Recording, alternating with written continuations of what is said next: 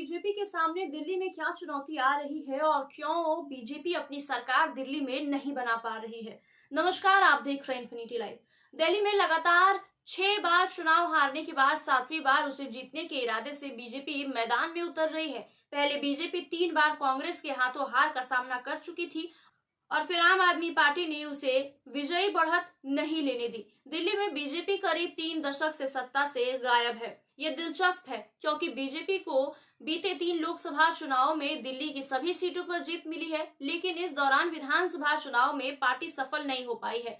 BJP ने इस दौरान राज्य में पार्टी के नेतृत्व में कई चेहरों को आजमाया है, लेकिन चुनावी सफलता उससे दूर ही रही है। इस बार के दिल्ली विधानसभा चुनाव की तारीखों के ऐलान से पहले ही पीएम मोदी, गृह मंत्री अमित शाह समेत बीजेपी के तमाम नेता चुनावी मैदान में दिखाई दे रहे हैं। क्या इस बार दिल्ली में बीजेपी के लिए सत्ता का दरवाजा खुल पाएगा? ये सवाल काफी अहम है और इसी के लिए बीजेपी मैदान में कूद गई है। दिल्ली विधानसभा चुनाव से पहले बीजेपी और कांग्रेस के बड़े नेताओं ने दिल्ली सरकार पर भ्रष्टाचार के आरोप लगाए हैं। प्रधानमंत्री मोदी ने आम आदमी पार्टी पर आपदा कहकर हमला भी कहा है। प्रधानमंत्री मोदी ने आम आदमी पार्टी को आपदा के नाम से संबोधित किया है और उन पर हमला किया है। उन्होंने कहा है कि दिल्ली में एक ही आवाज गूंज रही है, आपदा नहीं सहेंगे, बदल कर रहेंगे। अब दिल्ली विकास की धारा चाहती है।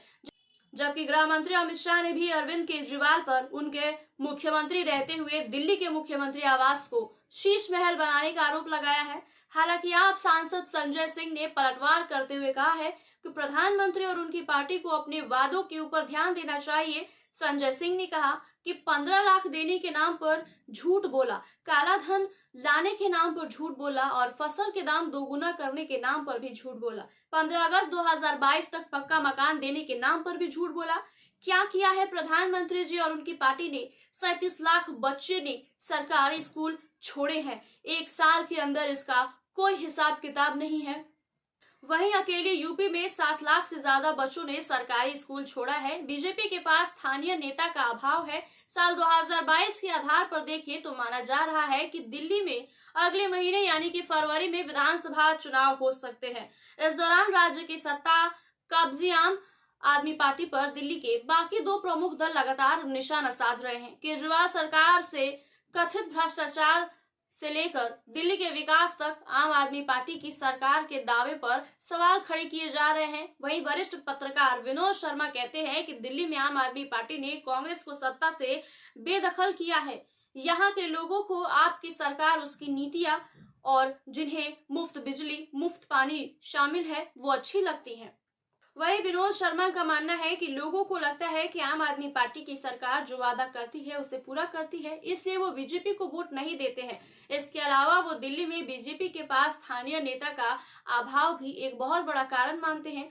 उनका कहना है कि बीजेपी के पास दिल्ली में मदन लाल खुराना या केदारनाथ सानी जैसे कोई स्थानीय नेता नहीं है, इसलिए प्रधानमंत्री को चुनाव प्रचार में उतरना पड़ता है और फिर भी उनकी हार होती है। माना जाता है कि मौजूदा समय में बीजेपी के पास मदन लाल खुराना या साहिब सिंह वर्मा जैसे नेताओं का बड़ा अभाव है, जिसकी जमीनी पकड़ काफी मजबूत थी। दिल्ली में बीजेपी ने पिछली बार साल 1993 में जीत हासिल की थी। उस वक्त मदन लाल खुराना दिल्ली के मुख्यमंत्री बने थे।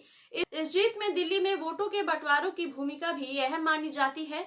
उस साल के चुनाव में वीपी सिंह के मंडल की राजनीति का असर दिल्ली में भी स्पष्ट तौर पर दिखा था और जनता दल ने राज्य के 12% से ज्यादा वोट हासिल किए थे, जबकि कांग्रेस को करीब 35% और बीजेपी को करीब 43% वोट उस वक्त मिले थे। इसलिए कहा जाता है कि दिल्ली में बीजेपी की जीत के लिए वोटों का बंटवारा काफी अहम है। हालांकि साल 1993 में 49 सीटों पर मिली बड़ी जीत के बाद भी उस दौरान 5 साल में बीजेपी को 3 बार मुख्यमंत्री बदलने पड़े थे। बीजेपी ने पहले मदन लाल खुराना, फिर साहिब सिंह वर्मा और अंत में सुषमा स्वराज को दिल्ली का मुख्यमंत्री बनाया था। कहा जाता है कि उस वक्त प्याज की बड़ी कीमतों के आंसू बीजेपी को लंबे वक्त तक रुलाते रहे। बीजेपी के लिए 3 मुख्यमंत्रियों का प्रयोग ऐसा रहा कि बीते करीब 3 दशक से उसे दिल्ली की सत्ता नहीं मिल पाई है।